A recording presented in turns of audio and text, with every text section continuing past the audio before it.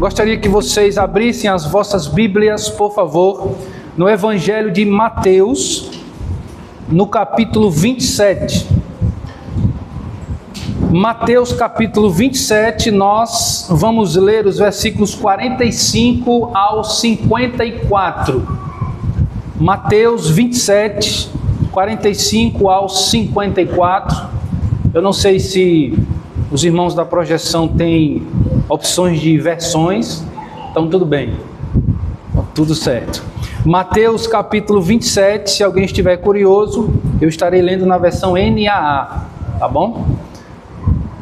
Mateus 27, 45 ao 54. Nós temos o costume ali na PIB Viçosa de expormos o texto bíblico. Sei que os irmãos também têm esse costume, e isso é muito bom. Mas hoje eu quero abrir uma exceção para falarmos tematicamente. Nós vamos começar nesse texto e à medida que for necessário a gente vai citar outras referências ao longo do tema que nós falaremos nessa noite, tendo em vista que estamos também ao redor da mesa de Cristo, onde estaremos participando logo mais dos elementos do pão e do vinho, tá certo? Mateus capítulo 27, versículos 45 ao 54, diz assim: a partir do meio-dia, houve trevas sobre toda a terra até as 3 horas da tarde. Por volta de 3 horas da tarde, Jesus clamou em alta voz, dizendo: Eli, Eli, lama sabachthani. Isso quer dizer: Deus meu, por que me desamparaste? Alguns dos que estavam ali, ouvindo, diziam: ele chama por Elias. E logo um deles correu a buscar uma esponja, e tendo-a embebido em vinagre e colocado na ponta de um caniço, deu-lhe de beber. Os outros, porém, diziam: espere, vamos ver se Elias vem salvá-lo. E Jesus, clamando outra vez em alta voz, entregou o Espírito. Eis que o véu do santuário se rasgou em 2 partes, de alto a baixo. A terra tremeu e as rochas se partiram. Os túmulos se abriram e muitos corpos de santos já falecidos ressuscitaram. E saindo dos túmulos depois da ressurreição de Jesus, entraram na cidade santa e apareceram a muitos. O centurião e os que com ele guardavam Jesus, vendo o terremoto e tudo que se passava, ficaram possuídos de grande temor e disseram: verdadeiramente este era o Filho de Deus. Amém? Amém. Queridos, por favor, vamos fechar os nossos olhos, vamos orar mais uma vez e pedir novamente que o Senhor fale conosco através desse texto e de outras referências que nós estaremos citando ao longo deste sermão. Ó Deus amado, Deus querido, louvamos o Teu nome por estarmos aqui nessa noite, neste dia, o dia do Senhor, o primeiro dia da semana, na Tua casa, com o Teu povo, com a Tua palavra. Te agradecemos, ó Deus, por tudo que o Senhor já permitiu que fizéssemos nessa noite, livremente, sem nenhum empecilho. Graças te damos, porque o Teu nome já foi e continua sendo louvado através de cânticos, através das nossas orações, das nossas confissões de pecados, das nossas ofertas, da leitura da Tua palavra e da comunhão com os nossos irmãos. Nós rogamos a Ti nessa noite, neste momento, que o Senhor nos abençoe através da Tua palavra, de maneira que nós a entendamos claramente, tudo aquilo que nós precisamos ouvir, tudo aquilo que o Senhor tem para nós na Tua lei, ó Deus. Que o Senhor faça de nós pessoas que venham a compreender claramente, cada um de nós aqui nessa noite, sem exceção, compreender claramente, objetivamente, a Tua palavra, em nome de Jesus. É o que nós te pedimos. Amém.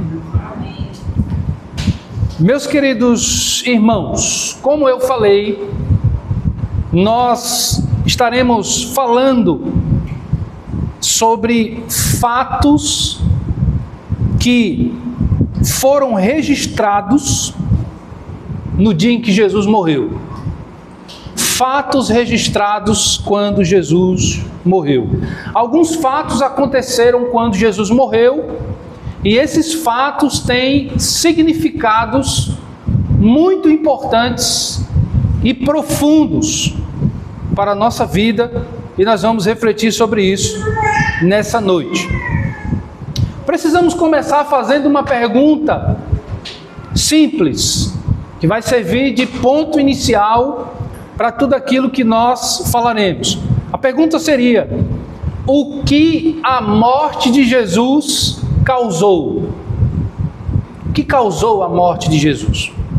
Fazendo essa pergunta, nós precisamos começar a comparar, ou pelo menos tentar comparar, a morte de Jesus com a morte de qualquer outro ser humano que você imaginar. E tentar ver se a morte de alguém que não foi Jesus provocou alguma reação, registrou algum fato tão importante como alguns que nós estaremos vendo acerca da morte de Jesus. Quando Jesus morreu, naquela tarde de sexta-feira, muitas coisas aconteceram. Poderíamos aqui listar várias situações. Por exemplo, todos nós sabemos que antes de Jesus morrer, ele percorreu um caminho doloroso, que nós conhecemos como Via Dolorosa. Nós sabemos que ele foi preso, julgado, questionado, e dentre tantas coisas que antecederam a sua morte, muitas coisas ou reações foram registradas naquele dia. Por exemplo, muitos se viram eufóricos pela morte daquele homem chamado Jesus. Outros se viram satisfeitos ao ver aquele homem sendo condenado e morto. Outros sentiram profunda tristeza ao verem Jesus morrer. Outros entraram em depressão. Ainda outros sentiram medo ao ver tudo aquilo. Ainda assim, nós podemos também confirmar que muitos reconheceram Jesus somente naquele dia. Dentre tantas outras reações que nós podemos citar aqui, foram registradas naquele dia.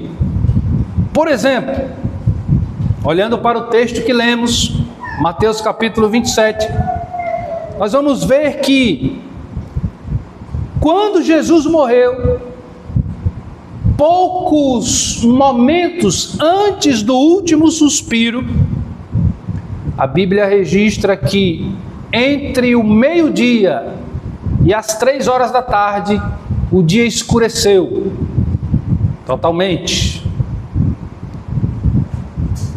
É de se pensar que entre meio-dia e 3 horas da tarde, o dia se tornar trevas, como neste momento em que está noite aqui neste lado do mundo, isso com certeza deve ter causado várias reações nas pessoas em Jerusalém naquela tarde. Eu não sei se alguém aqui já viveu a experiência de, por volta de meio-dia, o dia escurecer. Eu já. Quando eu morava em Campinas, São Paulo, houve um momento de mais ou menos 5 minutos. Era entre meio-dia e meio-dia e meia. E eu estava na minha casa, eu morava com o meu pai, e de repente o dia escureceu. Eu estava sozinho, meu pai estava trabalhando. Eu achei aquilo muito estranho, parei o que estava fazendo e fui lá fora ver o que houve. O céu estava negro, estava tudo escuro. e por mais ou menos 5 minutos, tudo que você imaginar de chuva caiu naquela cidade. Foi assustador. Pleno meio-dia, ficar noite praticamente é algo que assusta. Algumas questões, voltando para o texto, provavelmente foram levantadas ao perceberem que em plena luz o dia escureceu. Por exemplo, alguém deve ter perguntado: o que está acontecendo? Outro deve ter comentado: alguma coisa diferente está acontecendo, porque não faz sentido. É 1h da tarde e está escuro desse jeito.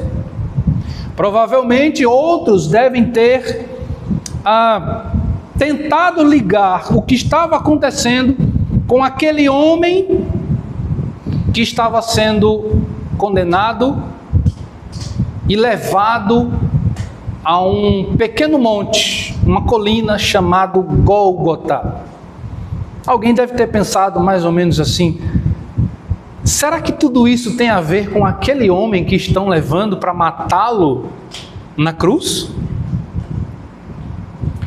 Diante disso, eu quero apontar aqui para os irmãos, no texto de Mateus 27, começando por ele, 3 fatos que ocorreram naquele dia, quando Jesus morreu. 3 fatos de muita importância. Primeiro fato, versículo 51.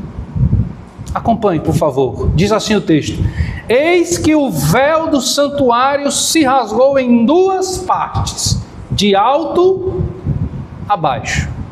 Primeiro fato registrado no dia ou no momento em que Jesus morreu: o véu se rasgou. Identificado o primeiro fato, precisamos entender. Por exemplo, que véu é esse? Este véu ou cortina era uma cortina que ficava na parte de trás do templo,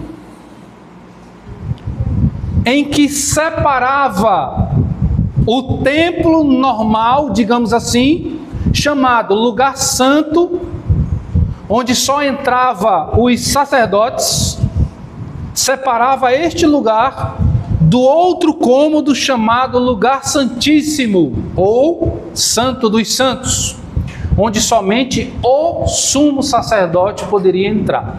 Então vamos relembrar isso aqui, porque é assunto de Pentateuco, de tabernáculo, lá no livro de Êxodo. Havia 2 cômodos no templo, um pouco maior, chamado lugar santo, onde só entravam os sacerdotes. Para que os irmãos tenham uma ideia melhor de quem seriam esses sacerdotes, seria mais ou menos os diáconos que nós temos hoje na igreja, os servos diretamente ligados ao serviço da casa do Senhor. E após a cortina ou o véu, havia um outro cômodo chamado lugar santíssimo, onde só entrava uma pessoa, que era o sumo sacerdote. Nós podemos ver isso, por exemplo, em Êxodo capítulo 26, versículo 33, você pode marcar aí, para comprovar que realmente está escrito lá. Mas, se nós analisarmos Hebreus capítulo 9, por exemplo, versículo 6, nós vamos encontrar em Hebreus 9,6 o seguinte: ora, depois que foram feitos todos esses preparativos, os sacerdotes entram continuamente no primeiro tabernáculo. Primeiro tabernáculo é uma outra nomenclatura para chamar o lugar santo, ok?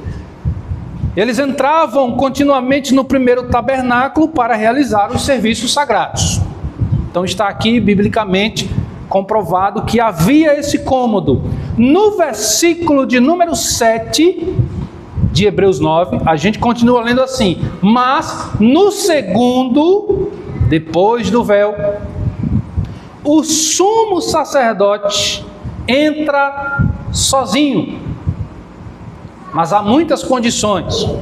O texto vai dizer, ele entra sozinho, uma vez por ano, não sem sangue, ou seja, ele tinha que entrar com o sangue dos animais que foram sacrificados para levar a presença de Deus em prol do pecado de todo o povo do Senhor.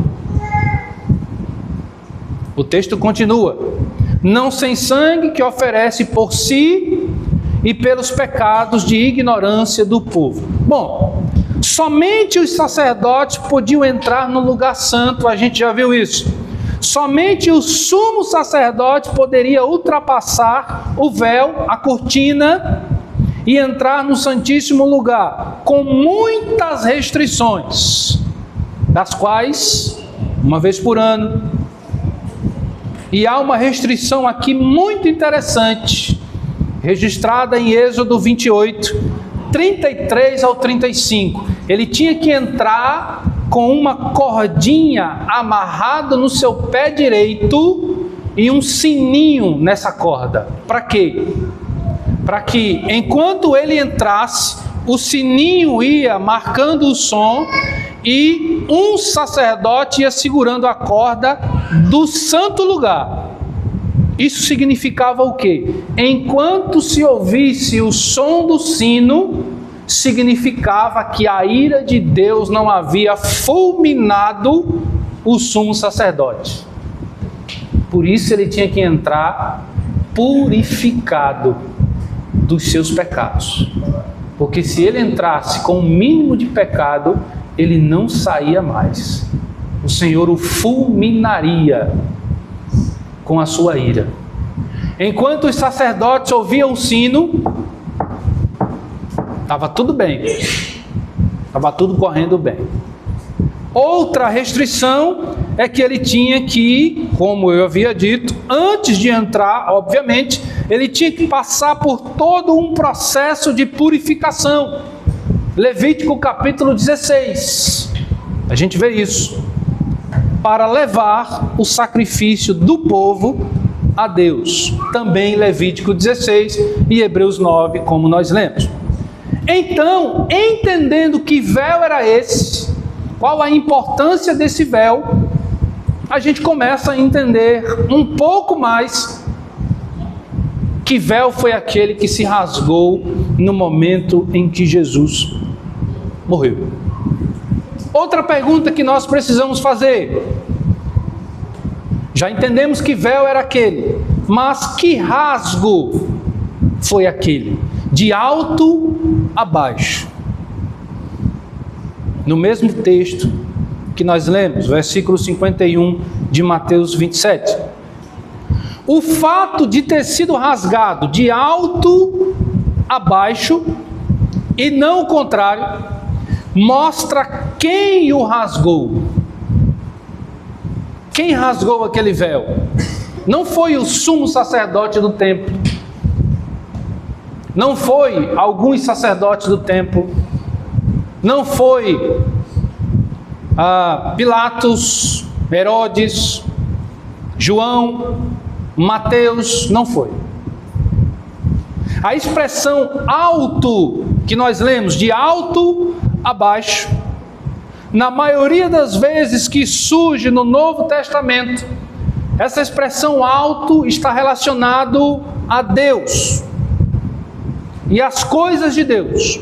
Por exemplo, Colossenses capítulo 3, versículos de 1 a 2. Nós lemos assim: portanto, se vocês forem ressuscitados juntamente com Cristo, busquem as coisas lá do alto, onde Cristo vive, assentado à direita de Deus. Pensem nas coisas lá do alto e não nas coisas daqui da terra. Ou seja, o alto está se referindo a Deus. Logo, compreendemos textualmente, hermeneuticamente, que quem rasgou aquele véu foi Deus. Para quê? É a outra pergunta. Quando ele rasga aquele véu, ele está expressando para nós, povo de Deus, que quem dá o seu único filho é o Pai. Quem ama primeiro é Deus. Quem conhece antes, quem predestina antes, e predestinar antes é uma redundância que eu preciso mencionar. Quem chama antes, quem justifica antes, quem glorifica antes é Deus. E Ele faz tudo isso para um povo escolhido antes mesmo de existir. Romanos capítulo 8, versículos 29 e 30, fundamenta tudo aquilo que nós acabamos de falar. Pois aqueles que Deus de antemão conheceu, Ele também predestinou para serem conformes à imagem de seu Filho, a fim de que Ele seja o primogênito entre muitos irmãos. O irmão mais velho é Jesus. Todos nós somos os próximos, aqueles que existimos por causa do nosso Senhor Jesus Cristo. Versículo 30 de Romanos 8. E aos que predestinou, a esses também chamou, e aos que chamou, a esses também justificou, e aos que justificou, a esses também glorificou. Quando Ele mostra na morte do seu Filho Jesus que Ele rasga o véu, abrindo acesso ao Santo dos Santos, ao lugar santíssimo, à presença de Deus, Ele está mostrando que Ele faz isso, sacrificando o seu próprio Filho. No entanto, queridos irmãos, nem todos têm acesso a este santíssimo lugar. Está aberto, o véu já se rasgou. Mas isso não quer dizer que qualquer um entra, e muito menos de qualquer jeito. Não é porque a cortina foi rasgada que todos podem entrar. Não é assim que funciona.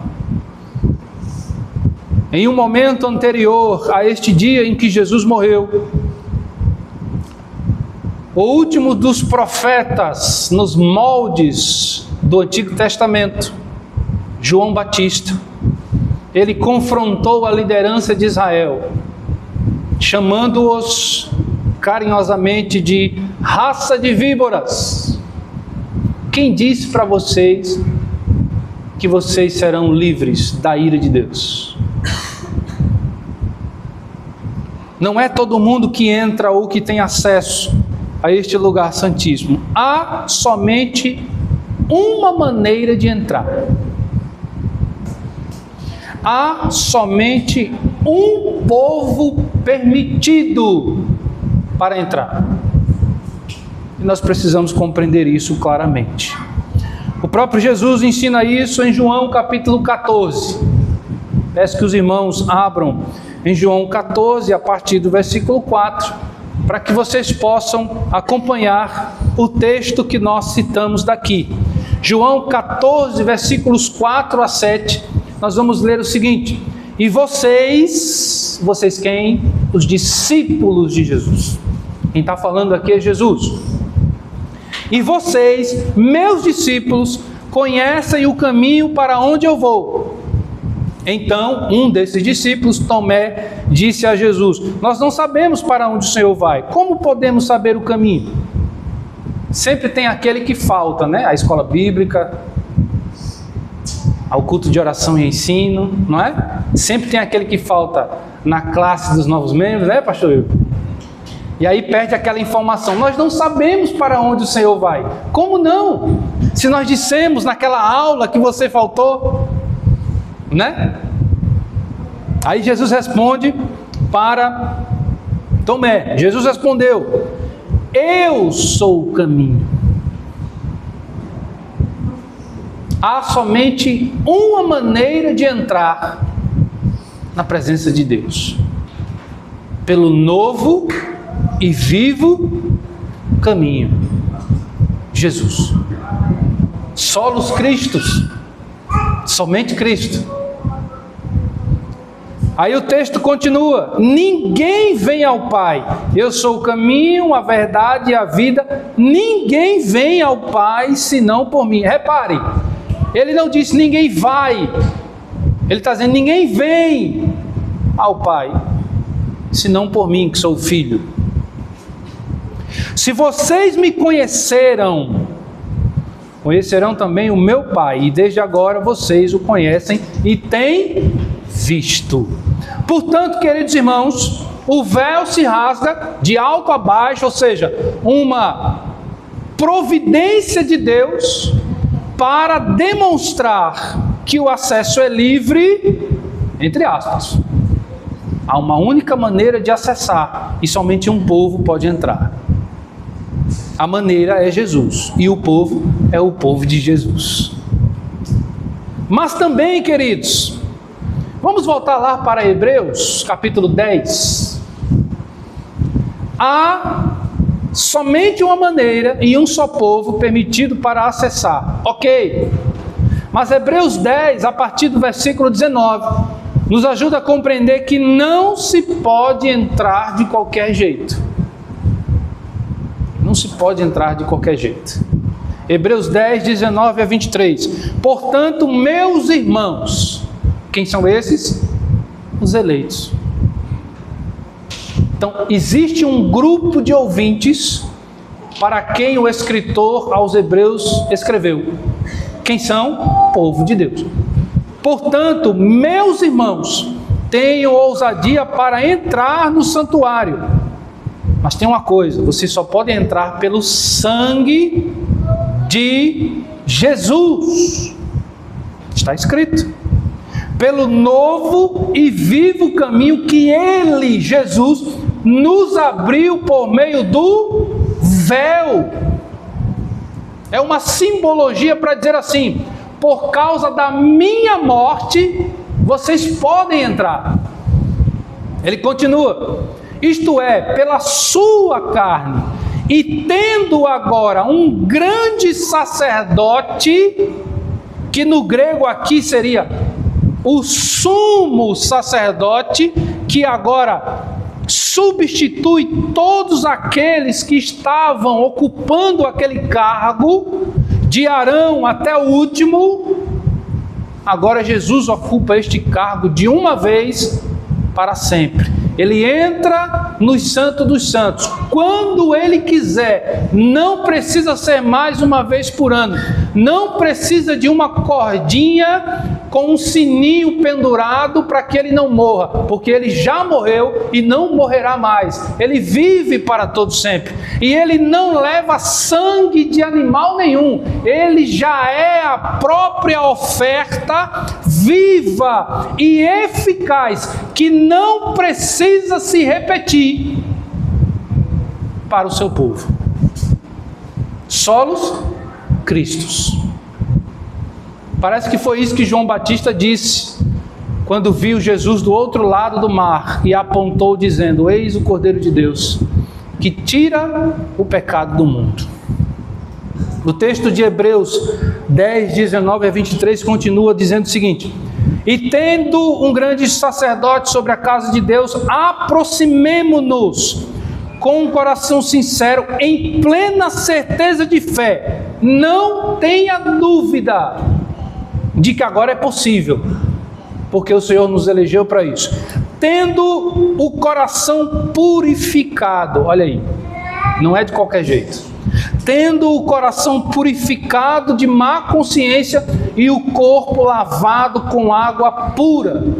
E por fim, versículo 23, guardemos firme a confissão da esperança, sem vacilar, pois quem fez não foi eu, nem você, nem a igreja, nem o mundo, nem Paulo, nem João, nem Maria, nem o Papa, nem o reverendo. Foi Jesus. Porque quem fez a promessa é fiel. Amém, queridos? Amém. Analisando rapidamente este breve texto de Hebreus 10, 19 a 23. A ousadia para entrar neste santuário é somente pelo sangue de Jesus. Versículo 19. Segundo, o sangue de Jesus, versículo 20, é quem cria este novo e vivo caminho. Por isso que toda a glória é ao nosso Salvador, porque Ele fez tudo.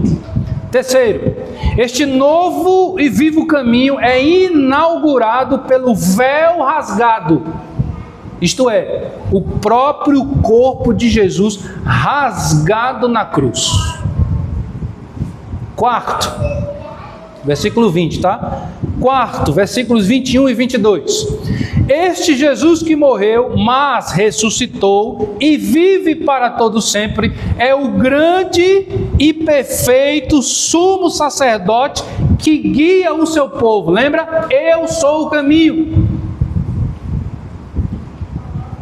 Este é o grande sumo sacerdote que guia o seu povo com ousadia. Guia para onde? Leva para onde? Para o santíssimo lugar, que é onde Deus está. E a gente só consegue chegar lá porque até lá o Senhor nos purifica, imputa em nós a justiça de Deus, tornando-nos acessíveis à presença de Deus. Quinto, versículo 22. Deus nos submete ao processo de purificação antes da nossa aproximação deste lugar santíssimo. E sabe que momento é esse? É agora. Este é o momento de santificação. Este é o momento que nós estamos vivendo, de purificação. Pecadores miseráveis, a começar por mim nessa noite, em que a cada dia nós precisamos da purificação do nosso Redentor, para que tenhamos uma dignidade mínima que seja, pelo sangue de Jesus, para participarmos de um culto solene como esse, especialmente para participarmos do pão e do vinho. Louvado seja Deus, porque Ele faz isso conosco. Sexto ponto, versículo 23 de Hebreus 10. Somos levados a esperar naquele que é fiel, que nos garante que nós estaremos lá. O maior objetivo da reunião do povo de Deus, como nós estamos fazendo nessa noite, é que nós um dia estaremos com o Senhor para todo sempre. Vai chegar um momento em que nós não precisaremos nos preocupar com o que nós vamos comer depois do culto. O que nós vamos fazer quando terminar o culto dessa noite? Chegará um momento em que isso não importará mais. Como será amanhã? O primeiro dia útil da semana. O primeiro dia da semana é hoje. Não nos preocuparemos mais com isso. Se nós não estivermos esperando por isso, pelo dia do Senhor, que vai além do domingo, então nós não entendemos o que é ser igreja. Queridos, o primeiro fato que aconteceu no dia que Jesus morreu é que agora nós temos um acesso somente por Ele e somente para o povo dele. Amém? O segundo fato que nós registramos, voltando rapidamente para Mateus 27, ainda no versículo 51, é que o segundo fato, no momento em que Jesus morreu, é que a terra tremeu. Está escrito aí no versículo 51, a terra tremeu. Eu não sei se alguém já teve a experiência de sentir a terra tremer. Eu já. Quando eu começar a falar aqui, os irmãos vão entender. Eu morava no bairro do Pinheiro, em Maceió, em que uma mineradora fez tremer 3 bairros daquela cidade. E eu senti no dia que aconteceu. Estava sentado no meu computador, estudando, e parece que alguém pegou na cadeira e balançou. Eu não entendi nada. O que está acontecendo? Daqui a pouco começou a explodir mensagens nos grupos de WhatsApp. Vocês sentiram? Vocês sentiram? O texto vai dizer que no momento em que Jesus morreu, a terra tremeu. Por quê? O que significa isso? Uma pessoa morrer, porque Jesus era Deus, mas também é uma pessoa, um homem. Por que a terra tremeu? A terra estava prestes a receber alguém. Quando alguém morre, o corpo vai para onde? Para a terra. A terra estava prestes a receber alguém. Quem? O corpo daquele que a criou. Você já parou para pensar nisso? O Deus que criou a terra, humanamente falando, o seu corpo estava prestes a ir para aquela terra. E a terra tremeu. A terra estava prestes a receber o sacrifício perfeito. Muitas pessoas morrem todos os dias, em todo o mundo, em toda a história da humanidade. Irmãos, a terra não está nem aí. Mas no dia em que Jesus morreu, a terra tremeu. O terremoto não foi só um sinal estranho, porque quando a terra treme, acredite, irmãos, é estranho. Não foi só um sinal estranho, e sim um ato de Deus. A criação reagiu ao Criador, sendo ovacionado por pecadores em sua condenação. O Criador dos próprios pecadores ali presentes estava sendo ovacionado porque estava indo em direção à sua própria morte. E a terra tremeu para receber aquele corpo que morreria. O terremoto não anuncia descontrole. Este terremoto aqui não. Ele anuncia uma intervenção. Deus está intervindo na história da humanidade. No dia em que Jesus morreu, Deus estava julgando o pecado de quem? Do seu próprio povo, na pessoa de seu filho. Profetizou Isaías, lá no capítulo 53, versículos 5 e 6. Ele disse assim: mas ele foi traspassado por causa das nossas transgressões. Jesus, preste bem atenção nessa afirmação, tá? Jesus estava cheio de pecado e nenhum pertencia a ele. Os nossos pecados.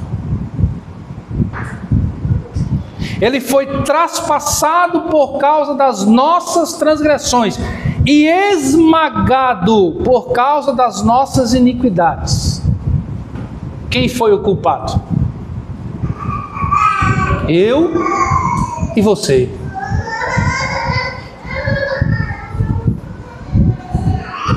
O tremor mostra que o sacrifício, Jesus, foi aceito. Diga amém. Amém. Que maravilha! A terra estava prestes a receber tanto o juízo quanto a redenção de Deus. Com a morte de Jesus, o seu povo recebe de maneira consumada a redenção. Mas todos os outros povos que não são o povo de Deus recebem com a morte de Cristo o juízo de Deus. Diga amém.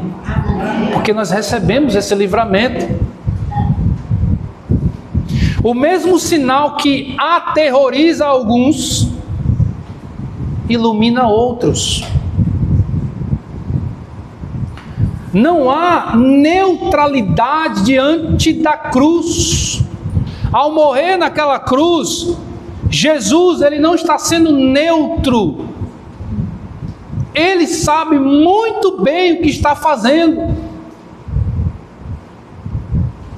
Enquanto alguns, naquele mesmo dia, naquele mesmo ambiente, enquanto alguns reconheceram que Jesus era o mesmo que ele dizia ser, você pode ver aí no versículo 54, por exemplo, outros, um pouco antes, no versículo 40, outros zombavam dele.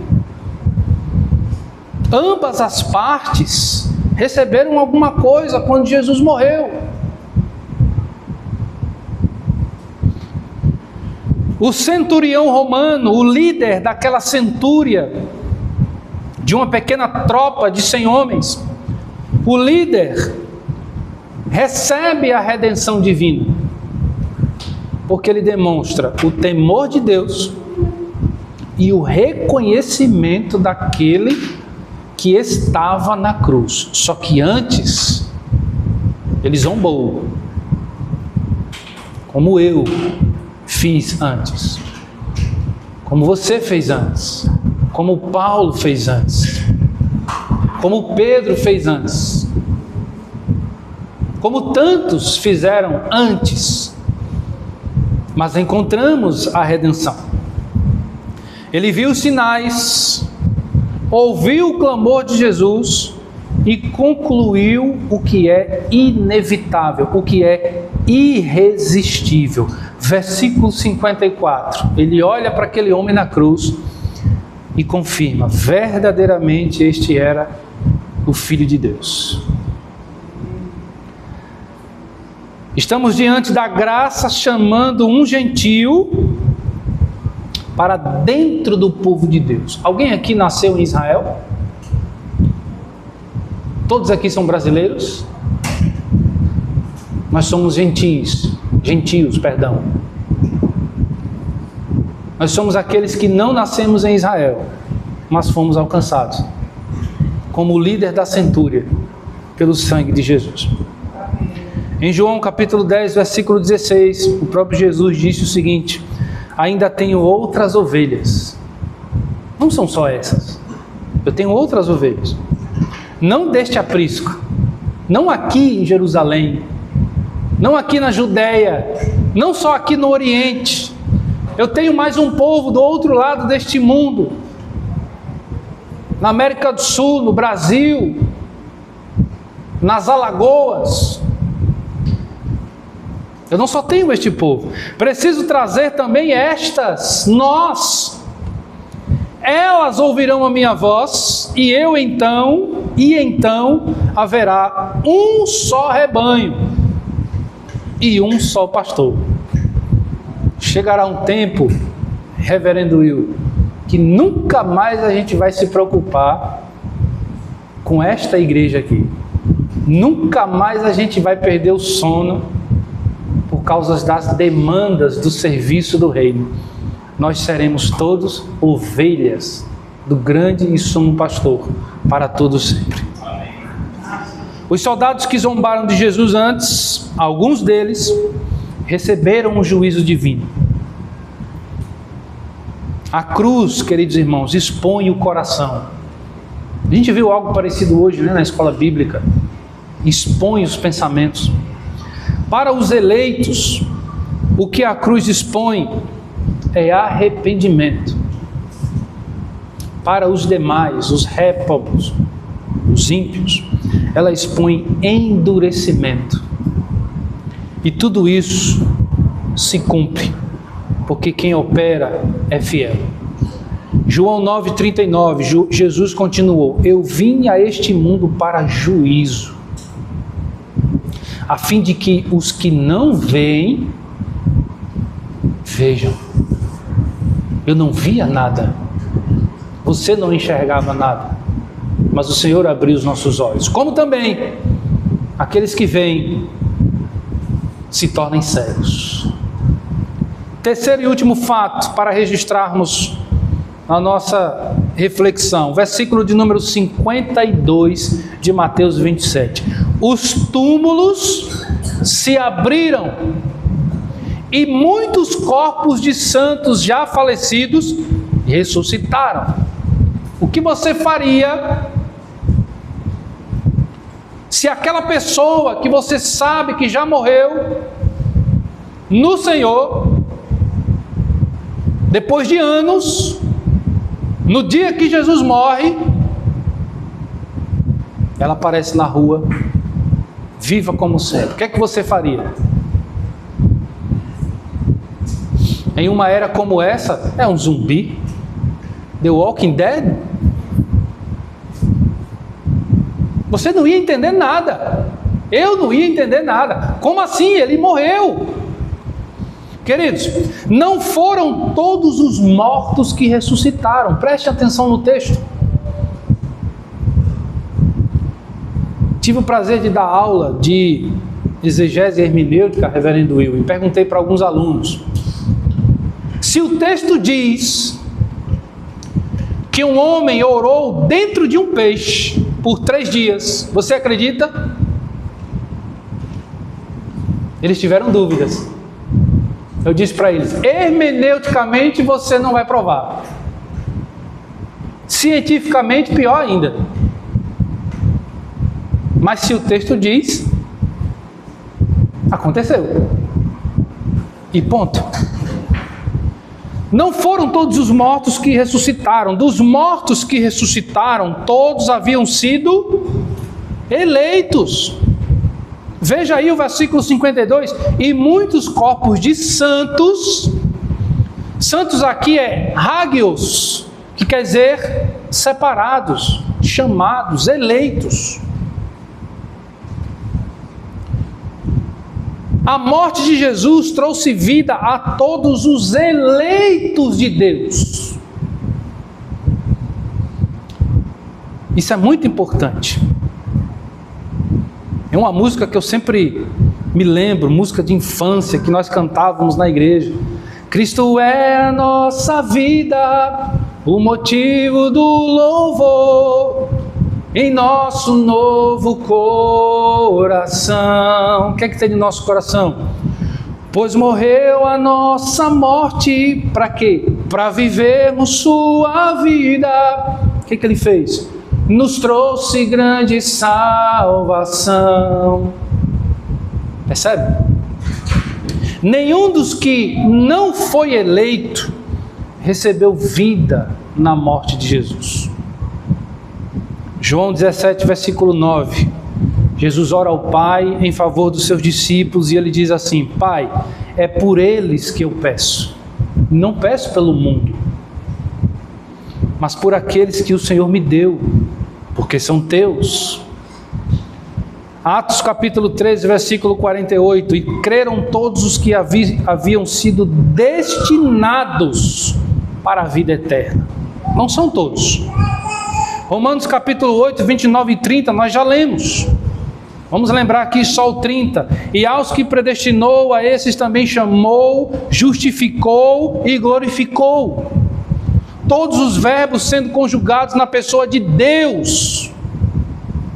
O testemunho da obra de Jesus é visto na sua morte. Queridos irmãos, vamos concluir neste ponto. Neste terceiro fato, quando os túmulos se abriram no dia em que Jesus morreu. O testemunho da obra de Jesus visto na sua morte. Jesus morre, nós vivemos.